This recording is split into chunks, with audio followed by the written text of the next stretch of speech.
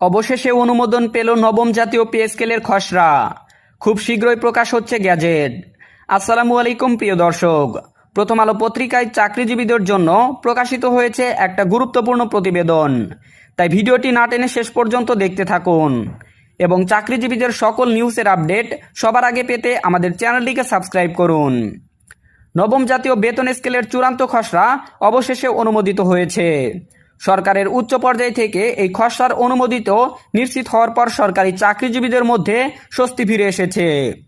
দীর্ঘদিন ধরে দাবি ও আলোচনার পর এবার কার্যকর হতে যাচ্ছে নতুন বেতন কাঠামো, যেখানে পুরনো 20 গ্রেডের পরিবর্তে 12টি গ্রেডে বিভক্ত করা হয়েছে সম্পূর্ণ কাঠামোটি। অর্থ মন্ত্রণালয় এবং জনপ্রশাসন মন্ত্রণালয়ের ঘনিষ্ঠ সূত্র জানিয়েছে, সেপ্টেম্বর মাসের মধ্যেই নবম জাতীয় বেতন স্কেলের গ্যাজেট প্রকাশ করা হবে। গ্যাজেট প্রকাশের পরপরই এটি কার্যকর করা হবে মাঠ পর্যায়ের সব সরকারি অফিসে। এ নিয়ে সংশ্লিষ্ট দপ্তরগুলো ইতিমধ্যে কাজ শুরু করে দিয়েছে। মূল কাঠামোর পাশাপাশি নতুন এই পে স্কেলে গুরুত্ব দেওয়া হয়েছে কর্মচারীদের ভাতা সুবিধার উপরও।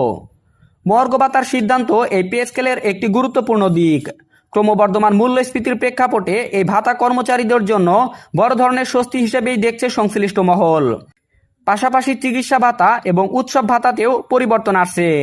বাড়ানো হচ্ছে উভয় ভাতা, যাতে কর্মচারীরা আরও ভালোভাবে তাদের প্রয়োজনীয় চাহিদা পূরণ করতে পারেন এবং উৎসব উদযাপনের সময় কোনো আর্থিক সংকটে না পড়েন।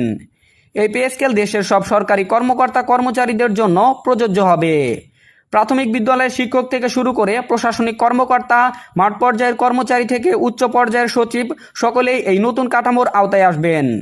বেতন বৃদ্ধির পাশাপাশি এই কাঠামোর মধ্যে দীর্ঘমেয়াদের পদোন্নতির সুযোগ, চাকরির স্থায়িত্ব এবং অবসর সুবিধার দিকগুলোতেও নতুন করে চিন্তা করা হয়েছে বলে জানা গেছে।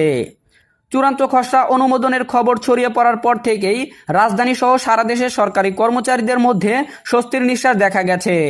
অনেকে বলছে এটি কেবল আর্থিক পরিবর্তন নয়, বরং এটি একটি ন্যায্যতার প্রতীক। তারা দীর্ঘদিন ধরে যে দায়িত্বগুলো জানিয়ে আসছিলেন, অবশেষে তার বাস্তব প্রতিফলন ঘটতে চলেছে। বিশ্লেষকরাও মনে করছেন, এই পে স্কেল বাস্তবায়নের মাধ্যমে প্রশাসনিক কার্যক্রমে গতি আসবে এবং কর্মক্ষেত্রে অসন্তোষ কমে যাবে। এখন অপেক্ষা শুধু গ্যাজেট প্রকাশের। সরকারি সূত্রগুলো বলছে, সেপ্টেম্বরের 10 থেকে 15 তারিখের মধ্যেই গ্যাজেট প্রকাশিত হতে পারে। এরপরে শুরু হবে নবম পে স্কেলের বাস্তবায়ন। এর মাধ্যমে দেশের সরকারি চাকরিজীবীদের জীবনে এক নতুন অধ্যায় সূচিত হবে বলেই মনে করছে সংশ্লিষ্ট মহল।